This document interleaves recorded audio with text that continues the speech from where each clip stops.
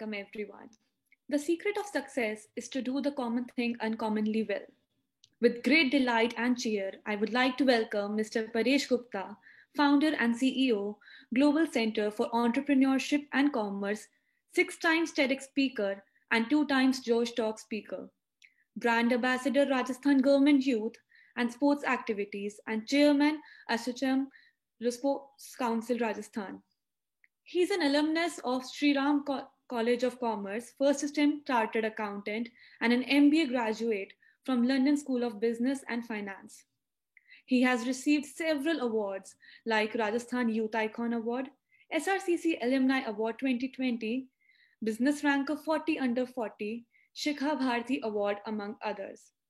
He's also the co-founder and investor in Neos Angel, a startup consulting company.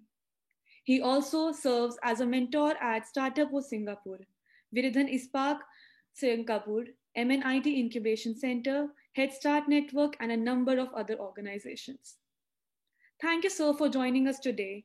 We are glad to have you as our guest for a virtual interview of Success Mantra, a column under our monthly newsletter, Vanijya, the Commerce Gazette, and are very excited to know more about your journey. Before hopping on to the questions, sir, would you please share a few words with us and the audience? Oh my God. Thank you so much, Ananya, for having me. And I'm so glad and excited. I'll just be honest that my arm is broken. I have dislocated my shoulder. So I was not hoping to turn on my videos, honestly, but then I was like, okay, so yes, so more than happy to whatever way. I mean, so you guys will have to bear with me, whatever. If I make some grouchy faces sometimes, it's all right. No, sir, So I hope you're doing good. yes, so that's about it, and I look forward to this conversation, and I just hope I don't know. I mean, you said success mantras, and I'm like, okay, I am still a struggling entrepreneur, so yes, happy to share my struggles and my failures rather than some special mantras here, frankly. Okay, sir, thank you. So, beginning up with your college life, how did you, like the whole everybody wants to know, how did you manage to pull off both CA and BCom honors together while securing one of the best scores in the university? Because like that was like, Oh oh my God, how? no, but I think it was a very different world at the point of time, and I think I'll just be very honest. Okay, so I was one of those padhaku fellows who had no friends, who did not have a social life, who and we did not have Instagram and YouTube and all of those other apps that you guys are now stuck and busy with. So you're fairly free. Okay, uh, okay. I mean, on a serious note, I'll be very honest that you have to just plan things out better. So even today, I probably run 5 things and I enjoy doing that. So I like doing multiple things at a time. And that's what keeps me happy. I like being very busy. So it's just about, managing things. And a lot of people ask me this question, how do you manage your time? It's a very, very simple thing that even in today's time, if I look at it, how many of you use Google Calendar efficiently, right? So 5:30 should mean 5:30, right? 5 minutes here, 10 minutes there. Find out those one minute and value that 1 minute, which is very, very important. I'll give you a very, very simple example. You wake up in the morning, you brush your teeth. Why not turn on your Alexa and say news for the day? Right, and you're done for the news, and that time you're just waking up. So why not have that thing in or just have it on your phone or whatever you like it. While you're having a breakfast, why can't you read the news? Why can't you do something more productive or something? While I'm driving my car, then I'm definitely looking at listening to a good TED talk, maybe. So I will not listen to a Punjabi tadka, but I would rather listen to a good TED talk. So that is one part that you can always, and you guys, trust me, at this age are so free, in my opinion, that you have enough time to do a lot of things, but you waste a lot of time. That's number one. I used to be very, very, so I used to live by the minute even when I was in college. So good part at SRCC in our times was that the college would get over at 1:30. I would not have my last lecture. So I would attend my college from 8:30 to 12:30. So 1:30 class I would skip. 12:30 I would rush for my internship. So 1 o'clock I would reach my internship. 1 to 6 o'clock I would do my internship. 6:30 I would be back. I will take a break till 8 o'clock. And post 8 o'clock I will study for 2 hours or 3 hours consistently, regularly, without fail, 2 to 3 hours a day. That's all that I did.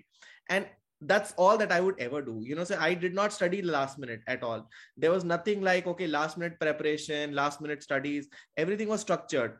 I would, in fact, you'll be surprised to know, but I would plan out every single page of my book and the time that I would devote to it. For example, I can tell you that, let's say any book, any book in CA final would be 500, 600 pages. Now, I still know that I used to spend 15 minutes per page. And I would spend one shot, I would read that one page for 15 minutes, remember it and recall it for life. So 15 minutes per page, how many pages do you need to study? 1 hour, you'll do 4 pages. If I do 2 to 3 pages, which is, 10 pages a day. So my target is only 10 pages a day. If I have to finish a 500-page book, my target is 50 days flat. 50 days flat means almost 2 months, and I'm done with my entire syllabus, not to touch again. And you get 3 years of prep time for finals, by the way. So 3 years of prep time, if you're getting, that's good enough. 8 subjects, right? So you still have more time than what you ever imagined and planned out. It's just about planning it systematically, doing it regularly. Trust me, it is possible. It is no big deal, Ananya. So yes, I mean, just go to it. Same thing I would do for my college. College, I would do something. Everybody would call me Padhaku in my college, but I would always think of it like this, that whatever is college. So college, I will not take back home. College was in college. So college ki sari padhai I would do within the college only. So all assignments, all reading, all books, whatever, I would sit in the library and do my work. I would sit in the canteen and, study for college. I would not study for college at home at all. So I was very, very sure that this time, if there is a free period, everybody will go to the canteen. I'll go to a separate classroom and study. And everybody say, ye banda kitna padta hai? But I was like, because I don't want to carry my college home. So college is college. It should be inside the college. Outside college is CA. And these are some of the plans that I did, and you guys can also work it out. I mean, so it's just about, planning those chota things, and it works out for sure. Basically, it is about making little shifts in your daily habits, the way you told about using Alexa while you're brushing your teeth or making your breakfast or anything like that. So it's like just changing the little habits which can contribute to the bigger things. Always about these chota habits. Trust me, you waste. If you start drawing a plan for the day, okay, you will start realizing that you invariably spend at least 2 hours wasting it, right? Mm-hmm. Go to Instagram Reels. I know, if you just start watching it for once, at least you'll not realize it's 45 minutes. In just in a flash, it just goes off, right? You're so much thinking about so many things. I mean, I'll give you even simpler examples, okay? Simplify your dressing and clothing. Nobody's watching you there. So I used to have a typical classic clothing. One t-shirt, one jeans, one shoes, end of story. All shirts look the same. And I would just buy one set of one style shirt and that's it. So no, I would not care about this color, that color. I save 10 minutes in a day. Understand 10 minutes every day also means, one full subject completed in 1 year. so yes, it is all of these. Look at even the top shot, biggest of startup founders or whoever you look at, they don't have a huge wardrobe. They have a very simple minimalistic life, and then they're able to do a lot more things. So yes, I'm sorry, I just thought I'll elaborate more. Okay, sir. So we have a lot of freshers who have joined us in this seminar, and like many people who have joined us in college. So what would be the piece of advice you would want to give them? Because they're sitting at home, so they are not actually experiencing college and getting that exposure of meeting people and networking. So what would be the piece of advice that how can they utilize their time while sitting at home and their college? So I would say the only good thing about Delhi University is networking. Okay. I mean, academics, I don't know, I have my question marks to it, and it has not changed in the last 20 years. So it is not what you should go for, right? I mean, so Delhi University is not for academics. It is for the other things. It is about meeting the right set of people. It was such a humbling experience for me. I swear, when I was a school kid, I was like, "Arey, hum to topper hai, ye state top kiya, ye khada, ye kiya, whatever." And then suddenly you go to the college, and then you realize every single person in the class is head boy, head girl, 100 medals, 100 certificates, such a great achiever. And then you're like, oh, you are nobody. You are just one single guy in this entire storm of achievers. And that is the experience to have. Now, there are strategies to handle things online also. It's not that online networking is not available. It's slightly difficult. I know, because if you are physically meeting people, the connection is far, far better. But understand today, Ananya or Riddhi are able to invite me sitting back in Jaipur with a broken hand also, because it's online. If it was physical, we would have probably not spoken at all, right? So the audience that you can reach out is much larger. So you can have a better variety of people. I would say please continue having such sessions. In fact, so all freshers should probably come together and have events like this by themselves, if nothing else, right? So they should just start connecting people on LinkedIn. LinkedIn should be like your should be the god app that you should follow rather than Instagram. Probably become a LinkedIn fan, right? And that's what professional networking is all about. My number of LinkedIn contacts is about 20,000, and believe me, Ananya, I do not send a single friend request to anyone, right? All of this is just a pull content. There's no push from my side. I hardly accept also. So even accepting requests, I'm very picky about, okay, should I accept, should I not accept? But I don't even send out. But that's the amount of power that this platform has, which you can do. There are so many sessions, seminars, and events happening, which are interactive sessions. And, I love these interactive sessions where people can ask questions, build. So see, what is happening right now is 10%. And what should happen after this should be 90%. People should connect with each other, right? So whoever is the speaker that is coming on your platform, all the students should reach out to those people and say, oh, I was there. Hello, how are you? And I'll give you real examples of what has happened to me. Like, I'll give you an example. There was a conference where a very senior person from World Bank was there as a speaker, and I was a fresher at that point of time. Right. And I attended that thing. It was a physical event though. And I just kind of shared my visiting card and said, this is my visiting card. Please, let's get connected. I went back home. He gave his visiting card in return. He said, this is my email ID. I said, this is my email ID. We finished off. It's not a conversation. I reached back home. I sent him an email and said, oh, it was nice talking to you. It was lovely reaching out, and let's stay connected. This is what is happening. And I wrote some dope about, world economics or whatever. He wrote back again. And believe me, for the last 15 years, we are in contact. And he has grown big, and I have also matured over the period. And both of us follow each other now. So we follow each other's journey. And today, 15 years down, suddenly there's one project which comes in and he says, oh, Paresh, would you be interested? And I'm like, yes. Right. Or I would reach out to him and say, oh, this is something which I'm looking for, and can you guide me? And he'll say, yes, so start using these times to build as many connections. Believe me, you guys are all rock stars. Anybody joining a Delhi university is not less than 95% for sure. Right. So you guys are all super achievers of the country. You're top 10% cream any which way. You guys will do better than the rest of the country no matter what. So it's time to network, even if it's virtual. Please don't spend time doing anything. Second thing is, please do as many courses as you can. So, there are such amazing courses right now. Spend time learning.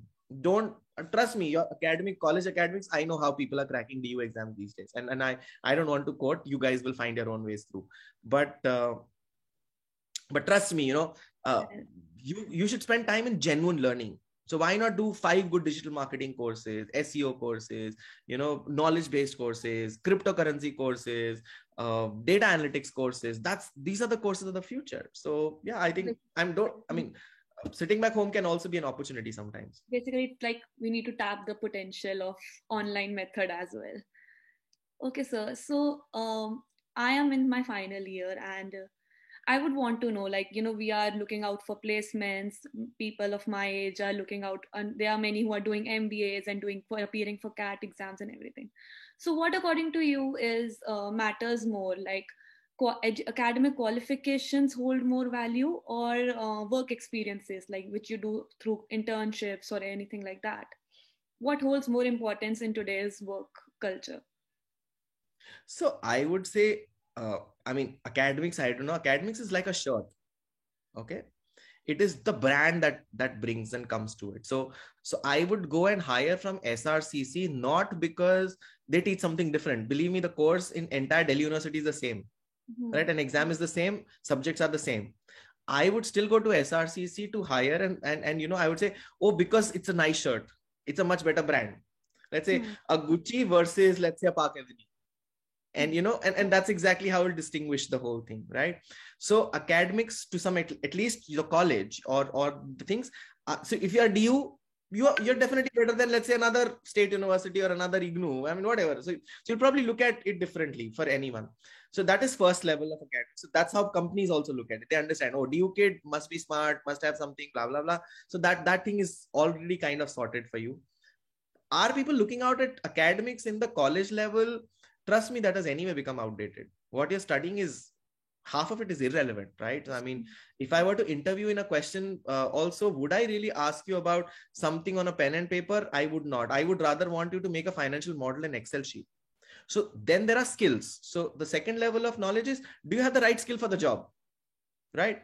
Now, do you have it in you to do a particular, so even if you're a fresher, I don't care. But let's say the job is about financial modeling, then you should better know financial modeling. Now, it might not have been taught to you in college at all. So college academics does not have a course on financial modeling, but all finance jobs and commerce jobs require students to know Excel sheet in and out.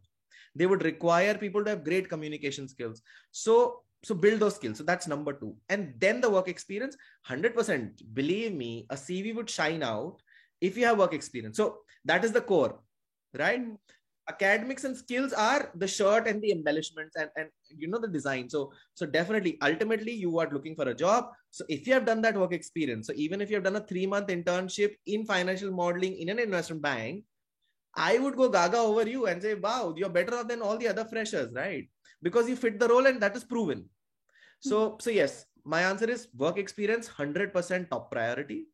But academics and extra courses are like the shirts and the clothing and the cover. It's like the package which should come together, right? So unless the package is good, I will not open it. That's the whole problem, that I may not reach out to an XYZ college if the shirt is not good looking. So the brand name. So why do companies flock to IIM Ahmedabad? There could be some great guy in some XYZ college in some remote area, but he's not studying in IIM Ahmedabad. That's why they don't reach out to them. So yes, that's the way I would put the things together. So it's basically like a college is the shirt and the work experiences come like a brooch on it, that it just amplifies its look. Absolutely. Okay, sir. So coming to your business and how you developed it, so can you just explain us what is the Global Center for Entrepreneurship and Commerce? Like, we are from a commerce society, so we are very interested to know what is Global Center for Entrepreneurship and Commerce and what was the idea behind it? Oh my God. So I would not even call it my business, because this is more like a social venture that I follow. And I have other businesses too. So I have a real estate and a mining business. I have an agri-tech business. So I have a real estate business called Maryland Real Estate. I have an agri-tech business, which is called WeGrow. They're not brands because I don't need to brand them and I don't need to reach out to the public for them. So people don't know this, So I have those other businesses and they pay me more money, frankly. So I make more money out of real estate than this college. But GCC, okay. So I started when I came. So I had no plans to be in India. I just happened to be in India because I had a medical condition. I was going through a tumor, and I was going through 9 months of chemo at that point of time. I was on bed. And that's when my parents said, beta, come back to India. And I came back from London to India. And like, chalo, dekhi jayegi. Zinda bache to dekhenge, nahi to mat jayenge, whatever. So I came in here. I stayed here for 9 months and I recovered. And when I recovered, I was like, okay, let me spend whatever time I have with my parents, with my family. And just staying alone, earning a lot of money just does not make sense if you're not doing it with your parents and family. So that's what made me stay back. Then I was like, okay, topper material. I have been an academic topper all my life. So we started a business called Sharp Edge Learning. And while we were doing Sharp Edge Learning, we created 2D, 3D animations and simulations for engineering students. And we said, this is how you should study engineering. And, we'll change the way engineering happens, or we change the way education happens. And with all these dreams and thoughts, we got 3 national awards in the business. We were rated as the top rising education startup. We got through IIM Ahmedabad, Power of Ideas. And we were rated by Your Story as one of the top emerging startups, and everything happened. We would get a standing ovation wherever we would make a presentation. And then nobody would buy the product. Nobody would pay us money. I was like, what is wrong? Why are people not paying money? Because actually we realized that people in India do not study in colleges, right? So engineering colleges, people don't do engineering. They want to just answer those questions and that's it. They are not there for learning at all. So learning is not happening at all. And that's exactly where we failed. That we thought, oh, people want to learn how the motor functions, but they don't want to do that. They just want to answer that question in their examination and pen and paper, where say arrow A here, B here, write this, and that's the way they look at education. Rote learning procedure. Absolute rote learning. And I was not in the country for so many years, so I did not know that India would be still 20 years behind in education. So I was like, oh, if that's the case, then what is the way to solve it? And I said, okay, if I have to do this, I have to be inside the system. I'll tell you, in this process, while we were doing Sharp Edge learning, a lot of people started coming to me for advice, and they would say, oh, what should we do? And I said, do this, do this, do this. And then I realized how crazy the education system is in the country, right? And I'll give you an example. There was a kid who came to me and I said, okay, go for a CAT exam and you'll crack this through. I know I'm guaranteeing that you'll get through good B school. He scored a 99.36 percentile in CAT. He said, okay, I've got 99. I said, party, abhi to now getting through. 1 month down and he gets no call, 0 calls. I was like, what happened? Why are you not getting a call from any of the IIMs? You've scored pretty well. He said, my graduation score is only 55. I was like, what happened to your graduation? You're a 96 percentile in 12 boards. You're a 95 percentile in 10 boards. You have a 99 percentile in CAT exam. He said, graduation mein itna hi milta hai, sir, local mein. I'm like, seriously? So that local graduation ruined his career.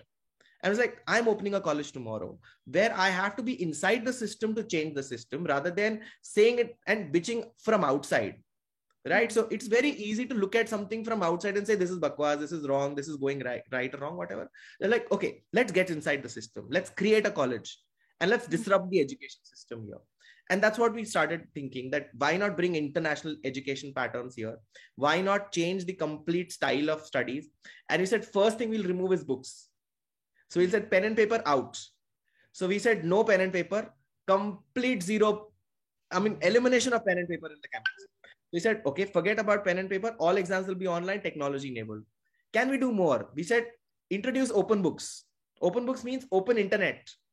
Open internet would also mean open phone calls and open networks, because that's what real life is. It's very difficult to examine a person like that, but that's what we want to do. We said, let it be an open book, open internet examination, which tests your ability to think. Right. And that's what we introduced in the campus. So today an exam at GCEC actually happens without, with an open internet connection. You can chat to whoever you want. You can talk to whoever you want. And still there is an exam going on. And people fail. And believe me, there are a lot of people who fail in this exam also. Because you that's have to use your brain. It's not a set of you have to use your brain and just write it. There is no answer. Google you out. You do it. We'll apply a plagiarism tool and we'll fail you. And he said, you copy it. Thank you so much. You're dead, right? So if there is a technology on Googling, there is also technology on checking plagiarism there. So we started doing things like that. Then we introduced courses which were very realistic. So we said, why can't we start teaching business? There is no college in the country which is teaching entrepreneurship. There was no college in the country who was doing practical training. So in fact, you'll be surprised, but our academic hours are only 3 hours in a day. 9 to 12 students study in the college. 12:30 they leave home. And they will go for an internship, and 3-year practical training is compulsory for every single student. And that contributes 40% of the marks.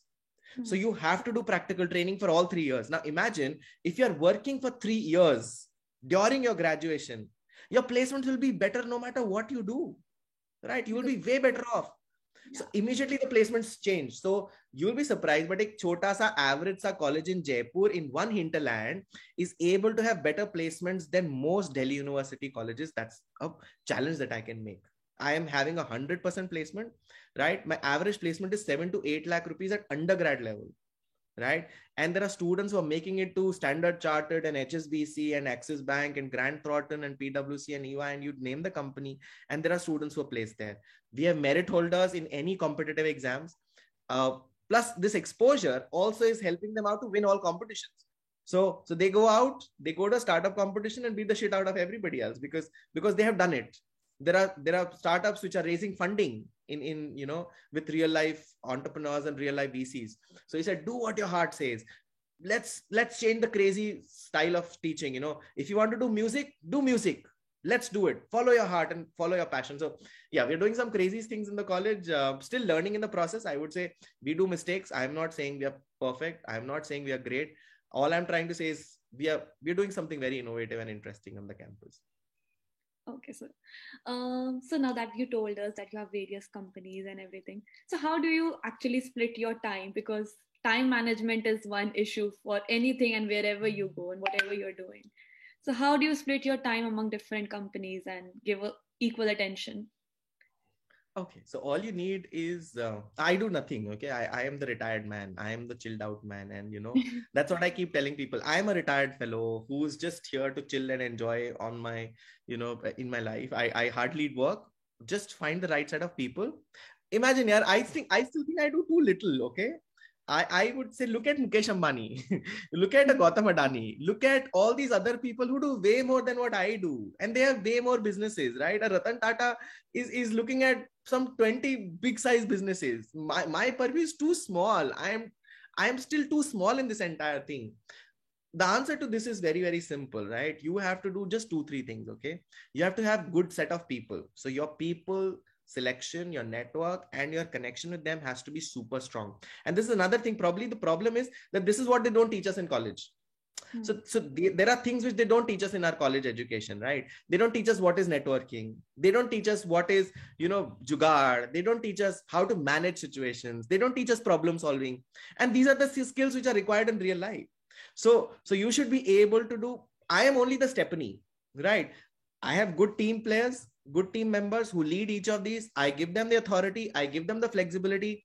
I allow them to make mistakes, and it's okay to own up those mistakes. Create a culture of ownership where say, oh, mistakes are okay. Let the mistakes happen. We'll grow, right? And things happen. So believe me, I am the most chilled out guy. I hardly work. I have anytime I'm free, I'm available for a lot of things. Of course I have a busy day, but then I just have to bring things together, and that's what I do. So answer is just find the right set of people, build up good KPIs, have a structure, have a system in place. Okay, process 1, process 2, process 3, process 4, define the process, put the things in place, put the right set of people, things automatically happen. Give them enough incentive, give them enough ownership. If people own it, this is all good. So in fact, I don't even call my people employees. Do I have any employees? I would say I have 0 employees. I would just call them intrapreneurs. They are entrepreneurs inside the organization. They own the organizations. They run the show. I am just sitting and watching and chilling out, frankly. Okay. So also, we learned somewhere that you did your school MBA from London School of Business and Finance. So how was the experience? Oh, Bapre, it was another humbling experience. Okay. It was crazy too. So I think, the first time when I applied for my international admissions, I was rejected, and I was rejected in all the colleges.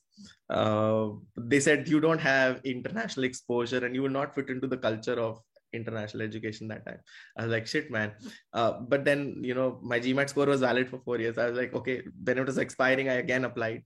This time, thankfully, I got through all the colleges. So by this time, my work experience was good. So here, the work experience worked for me. And, so 4-5 years of work experience. Then I went there. I had money to support my education also that time. But if you're studying outside, believe me, the whole culture is very different. I'll give you a very, very simple example. In India, professors are just professors. Their professors are bigger entrepreneurs than being professors. Right? They would always be director in some company. They would be running their own ventures. They'll be doing something, and they'll just come for an hour to give a lecture. So they'll always be, so any of my profs would be like a super big shot. He would be director in one multi-billion-dollar company, and he'll just come for an hour and deliver a lecture and go back. And that was the difference, that then you're learning from people who are really in the business. Here, the problem in India is that a professor himself or herself has done nothing. And then you can't look up to that professor. Problem is, how do you look up to a professor who has not done something great that you wish to do? Right? So that was one big learning experience. Second is the class. Okay. Irrespective of whatever and how hard I tried, and no matter what I would do, right, I would not be the topper in every subject. That is impossible. Right. So, I understood that at a point of time, I realized, okay, this is something. So no matter what I do with marketing, I would not do great in marketing subjects. I was only good at finance. So finance, I was like the god of finance in my college, but I was not good at marketing at all. I was not good at, HR for that matter, and there will be some other experts who would come out with blah, blah, blah thoughts. And that was such a great experience to that extent. So yes, when you go to good institutions, that happens even in India, right? If you're studying in IIM Ahmedabad, you'll have the same experience, right? That it humbles you down. It tells you that yes, you are just one fish in the pond. There's such amazing people on earth, and there's so much to learn from all of them. So yes, I would say, I mean, all such experiences are interesting for me. Okay, sir. So do you, like there are many courses and diploma courses which are, initiating in today's time. And with an increase in the amount of internships being offered in India also, like the internship culture has just taken a rise.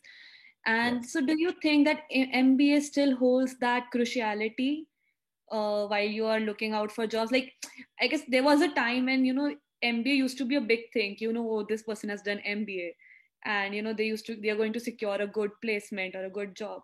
But today it's like mostly everybody is doing it. And so do you think that it still holds the cruciality, or again the skill sets you gain after that holds more importance?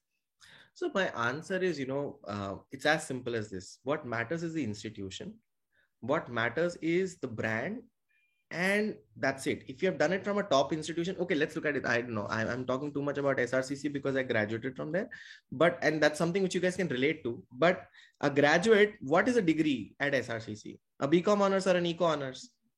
I can get that in an average college in Jaipur also, and Kishangarh also, and Ajmer also, and Indore also, and Hyderabad, whatever place also, right? Would you value this? BCom honors is the same graduate. So the certificate will say BCom honors graduate. Okay. But let's say Ajmer BCom honors graduate versus SRCC BCom honors graduate. How would you distinguish the two? So it is that institution that matters rather than the degree. So people ask me BCom honors or BBA. I'm like, care a damn, right? It depends on the institution. What is important is your BBA from, let's say, and I'm Indore integrated program. I'll give it to you. I like, it's not easy to get through, right? But if your BBA is from some XYZ college in some local community, and you flame and claiming it out, oh, I'm a great stud, I would not take it, right? So even for that matter, MBA, you pull out the list from top 30 40 MBA colleges in the country, right? You do it from there. It's a great institution. You'll get great learning. It's still a great experience, and it'll be a blessing for you. You do it from any other place, you're just wasting time, like you were doing in your undergrad. So yes, answer is, and it remains the same in world level also. Trust me, today getting an international MBA is so simple, right? That you just go to London, apply to some 10 universities which will offer you MBA like a like they're selling peanuts, right? Go to Mexico, trust me. I mean, there are colleges opening in one room houses, okay, and they offer PhDs, and you can do it, right? So those degrees have no meaning if that institution is of no value. So institution is more important than the degree itself. So yes, I would not say all MBAs are bad. Some MBAs are bad depending on the institution and what you have learned. Top brands always are good. So and some of the rising ones, uprising ones who are teaching good skills are doing fantastic jobs. So I would not undermine them at all. Okay, sir. Sir, you have spoken at TEDx platform six times. How was your first time different from the sixth one?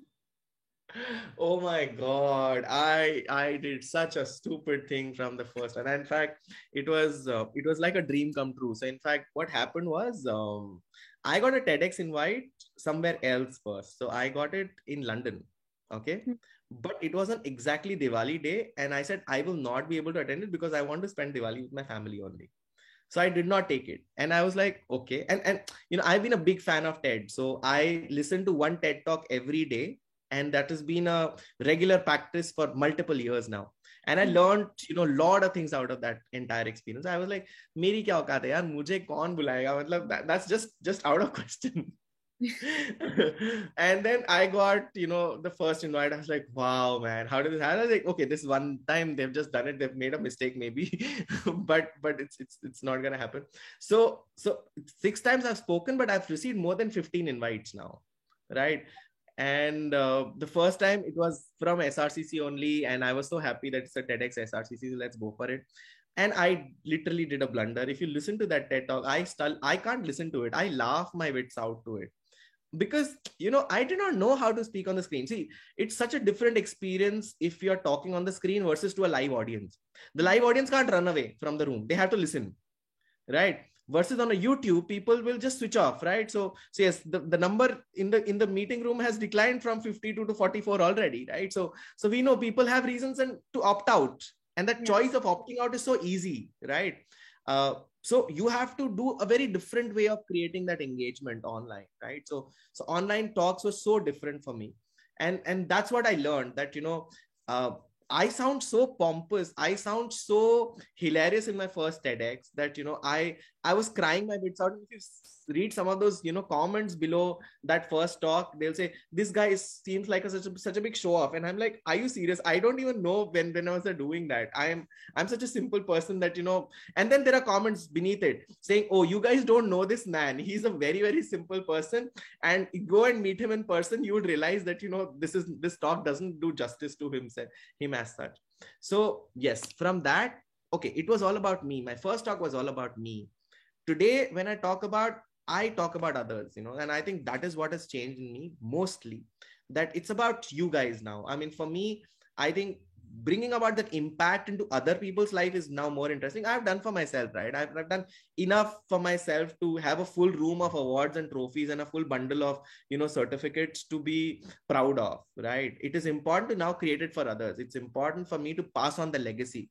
So yes, today if you look at any of my talks, from me, you will see it's about you, right? So now the entire talks, all my talks have shifted from me to you, and that's the biggest shift and change, and I've learned a lot in the process. So yeah, absolutely. Okay, sir. Can you just recommend top 3 skill sets you would recommend everybody? Like now we're talking about us and how other people you want to make impact. So any 3 top skill sets you would recommend everyone to have being in any other industry? So I think the most important skill is networking, be it business, be it job, right? If you want 90% jobs in this world are through network and references, and 100% business is through references and networking.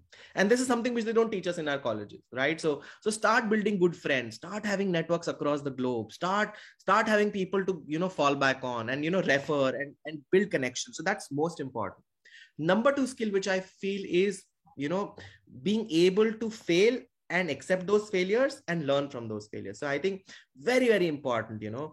People in India, success is counted just by the glamour of it. Everything is counted by the fact, oh, how do people perceive it? It's about public perception, award, prizes, yay, wo, blah blah blah, and that's how we look at it. But that's not what success should be to you, right? You should understand, I failed, I learned, I grew, and that is success for anybody. And enjoy that process of failure. So today, if I fail in something, I take a break, I go party for myself, I give myself a treat. If I win something, I don't party at all, I don't treat myself at all, because I was like, okay, this is the okay.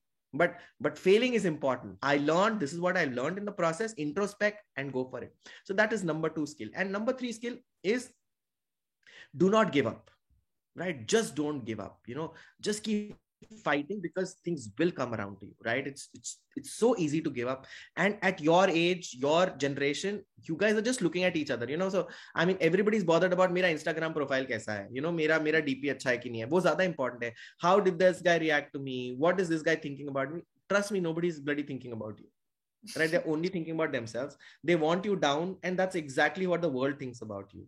So don't care a damn about what world thinks about you. If you do well, everybody will come to you. If you don't do well, people will shun you down, and they can leave you any minute, and the tables turn in 15 minutes, trust me, right? So you never know when you might be a celebrity and a rising star in 5 months time, and then you might, from a rising star, you might just become a trash can in another 1 year's time. So don't worry about that. What you should worry about is yourself. Don't give up, keep fighting, keep doing it. It is difficult as a skill, and I'm giving you more personal skills. I mean, so if you want technical skills, they vary from industry to industry. So I'm not sharing those industry level skills, but personal level skills, these are the 3 skills which I think will be fantastic. Okay, sir. So when you begin with your journey, like when you entered the London School of Business and then you started with your first business, sir, how did you decide that this is the one thing I want to do, right? Or this will be the purpose of my career life. Because as student, I would say that there's so it's like you have a buffet platter, and there's a lot of confusion that what pick will be the best suitable for you, or what my caliber suits the best, where my caliber will be at its best. So what piece of advice would you give for that? Okay, so I think three things to do, or two three things to do, probably. Start increasing your purview of knowledge. That's most important, right? So problem is that at your age you might think that there's so much, but you guys still have not experienced all of that.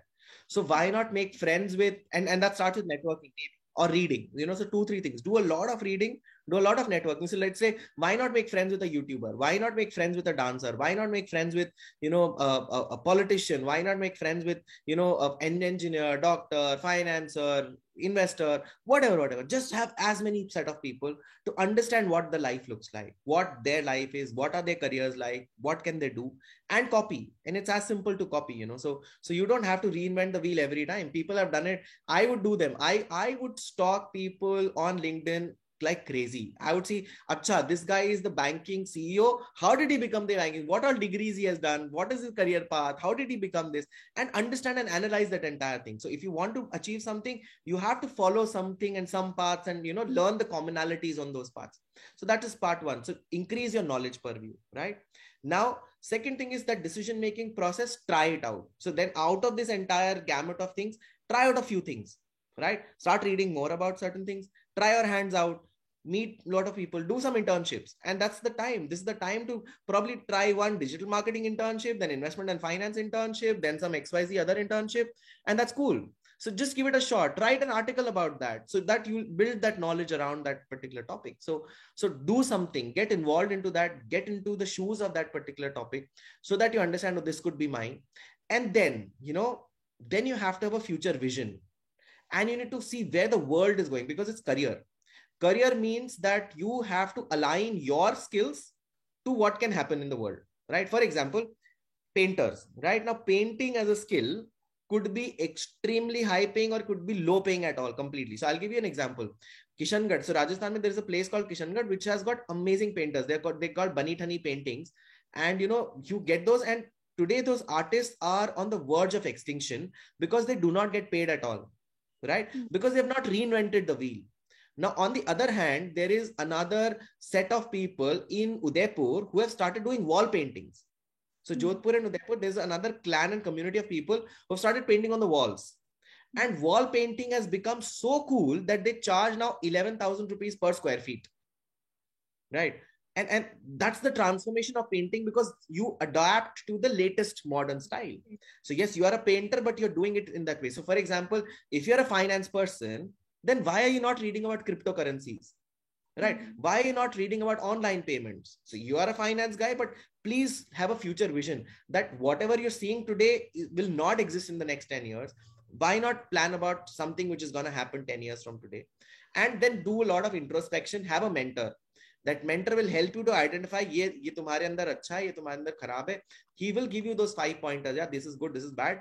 Listen to that mentor. Very, very important. Understand your skills, align them to the future, and then you'll have your career path. So I think it is that simple. Your thumb impression is different, and you have to find that out. It's not an easy process, and it's very easy to say it, right? So when I'm saying it, I know that it's a difficult process, and you might have failures. So just be chill about it. Okay, so basically, I read this somewhere, which just clicked in my mind when I heard you.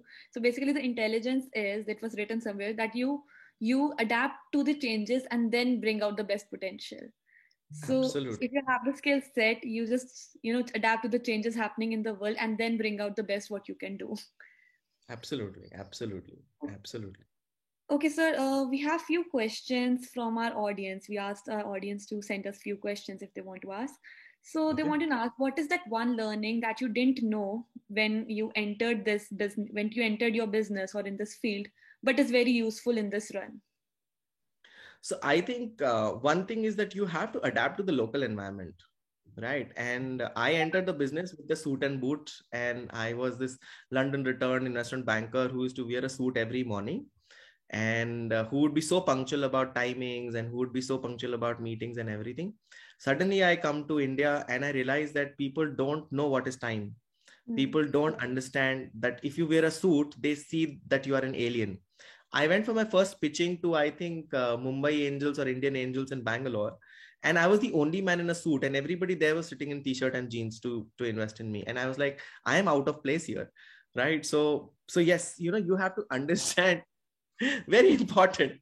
I did not know this. This is one of the things definitely which I feel you have to understand the local scenarios, localize things. So if even if Flipkart has to start a business in India, they succeeded because they introduced cash on delivery. Right? And that is their mantra to success. Ola cabs became successful because they were taking phone call bookings and Uber was still on the app. Right. So that's the only distinction. You bring that local tadka, desi thing, understand people. I also did not know a lot of things which I have already shared, but yeah, this is one of the things which I think is very, very important. Okay, sir. The other question that has come up is what, like they have learned somewhere that you are the mentor also for startups. So what type there, we have a lot of startup questions. What types of pitches catches your attention as an investor? So I think, I'm 100% believer of sustainability and cash flow generating startups. So I don't go with those wacky ideas. I have made an app and I'll change the world. I would say, nahi yaar, tum 1 lakh rupees mahina kama ke dikhao. So I think that's most important. So that is most important. Traction gathers maximum attention to me. Can you get me 100 customers with some money and they're willing to pay something for your product? You have a winning product. That's number one. Number two, how confident are you about the product? So I see so many people who say, people will buy it. I said, ask your mom. Will she buy it? Ask your parents, ask your family. Are they willing to buy this? If they are not willing to buy this, then why should I buy your product?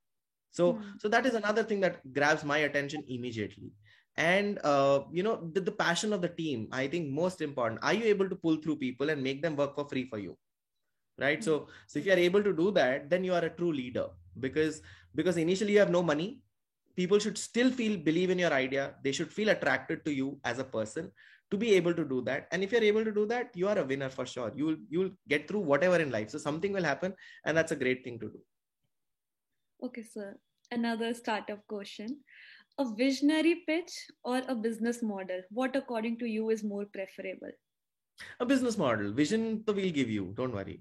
We'll help you create better visions in life. So I think your vision might be great, but vision evolves and vision keeps on evolving. You have to change it. Of course, business models also evolve, and that also has to happen. But have you cracked the basics is what I feel. So I'm a believer of basics. I can see, look at this. A vision to go to the moon and settle and create a rehabilitation colony on the moon could be a great idea. Great vision to have. Am I looking at something like that at this stage? No, I would want you to first do 5 startups. If you are doing it for the first time, prove that you can at least take people from, let's say, Lajpat Nagar to, let's say India Gate, right? And do this much at least. Then we'll talk about the moon. So 100% good business model, which is attractive, can execute well, is what I like. The vision should come, okay, so from a very senior person. Like, for example, if I'm talking about a senior, startup who has done 5 startups already, from him, I expect to have a better vision, because he has already proven his execution. So then I'm not worried about execution. But for a young fresh startup from a very, young first timer, I would invariably want a better business model, 100%. Okay, sir. What are the things to do while you're in your MBA apart from internship? This is the question we just got. If you are studying in a good college, trust me, you will have no time. You will be super busy. So you'll have no time at all. Just go around, make good networks, make good connections, and enjoy. I think if you get time for even partying, you should be happy. because MBAs are backbreaking. Anywhere there's so many assignments, so many projects, so many activities. Participate in activities as much as you can, but you'll be definitely short on time. So what you see in undergrad colleges will be a different story in an MBA college. MBA college will automatically have so much already to offer, if it's a good B school. So don't worry, you will not have time. Okay, sir. We're just on to our last questions. You've spoken at the TEDx platform. Sorry, what exactly went behind winning the 2020 Shiksha Bharati Award for Outstanding Professional Achievement and Contribution to the Nation Building? I have no clues. So I never look at things like that. I am humbled that I get some of the awards, and I hardly apply for it. I don't apply for any award which asks for money or anything. I'm like, okay, so I don't know what went into it. Just probably the passion of doing something and having my 100% heart and soul to doing certain things in life. That's good enough for me. I am not really, I mean, awards give you happiness, no doubt, and it's good to nominate yourself or ask somebody to nominate you sometimes, and like, chal nominate to kar de. It's nice to get nominated here and there. But true essence is, trust me, I would say Shiksha Bharati Award means nothing as much as a thank you from all the people whom I mentor or advise and who come out successful and win things through. So that's the best learning and the best achievement that I get. So every evening I would invariably get one thank you out somewhere, or every day I would get, thank you saying, oh, you told me something, I met you 5 years back, today I'm doing this, and such a humbling experience, such a beautiful experience to get a thank you message from somebody whom you helped 5 years back and who's reaping the benefits now, and say, thank you so much, you were such a great advice that time, I did this, today I'm doing great about it, and I followed these messages, and it has happened for me like this. So I think that's the award for me. So be it any other award, yeah, these awards are nice, trust me, I'm not belittling them, but a thank you is a bigger award for me. Okay, sir. So, in this journey of yours till now, like I hope there's a lot more to it. What has been your greatest achievement? Like the time where you felt like, oh, I did it, or the purpose is fulfilled now. Oh my God, I don't know. So in fact, I would set up different targets, and I would set up crazy stupid targets, and whenever I achieve those targets, I feel very happy about it. So I don't know what's my biggest achievement. My biggest achievement is to have my first TEDx talk. I think I never imagined that I'll be good. Believe me, okay, Ananya, I will be very, very honest with you. I was the quietest child of my class. People have known me for being a very quiet child. मेरे घर में nobody has heard my voice. My dad would say he has not heard me speaking for 10 years. I was that quiet a person. I had the biggest public speaking anxiety that you can ever imagine. I had no clues how to address people. I had no clues how to talk to people. I had no clues how to make friends. I was virtually the most hated guy of my class. People would not be friends with me because they would say he's such a snob, he's such a quiet man, he would not talk only, right? So from there, to be able to be invited to a TEDx platform, and also today having multiple friends across multiple countries and following, reaching out to me and getting those messages from everybody across the world is I think the wowest experience. For somebody, some of you might think, oh, it's just 20,000 LinkedIn connections. Trust me, I had only 50 when I started, right? And I never imagined that I'll even have 100. So I was this small a man in terms of my abilities. So my inner ability to think like that was like, मेरे को तो इतना ही चलेगा, मतलब 100 friends ही बहुत है, मेरे लिए तो बहुत बड़ी बात है वो. So वहां से this journey is very, very big, and I never made an effort. So that's another thing, that I do not publicize and market myself at all. So my marketing effort is zero. I do not make an effort to do this. This has happened all seamlessly without my efforts, and that is what I think is an achievement for me, that people recognize me for what I am, for being myself. And that's such a wow experience. I never reached out to anyone. I have never done that so far. That is so great, sir. I guess we have taken out some great notes from this session, and like we have gathered few learnings that networking is the greatest tool these days, and yeah, time management. And I'm going to make a proper note of that, that tomorrow when I wake up I listen to Alexa and I told Alexa to give me some insights. So thank you so much, sir, for taking out time for this interview and sharing your expertise with us. The information you shared has actually enlightened a lot of us, and it was fun to have this conversation with you. And indeed, it was an honor to have you with us, and we are looking forward that we get another time and time and area to have a collaboration with you. Hope you had a positive experience as well, sir. Oh, I enjoyed it so much, and I wish you so well in your life. All of you do fantastic. I'm always there to reach out. Please connect with me wherever, whatever way you want to. Always happy to connect and stay in touch, and Excuse me, enjoy your sir. life. Yes, yes, yes. Can you please share your contact details so like can contact you for actually I have some ideas for startup and like I मतलब मैं पूरे उसमें था तो like I was influenced by your journey so like मुझे कुछ आपसे ideas के बारे में discuss करना है so how can I contact you for that? So just reach out to me on LinkedIn. I think message me there. I will respond back and we'll connect. Just type Paresh Gupta on Google, dude. I think a lot of results are mine. So yes, you'll get connected to me just on Google. There's no problem. You should be able to reach out to me on LinkedIn. That's the best choice. Okay, sir. Thank you. And again, my sincere thanks from on behalf of the whole Compact Society. Thank you, sir. Thank you. Bye-bye. Good day. See you. Bye-bye. Take care, sir. Bye-bye.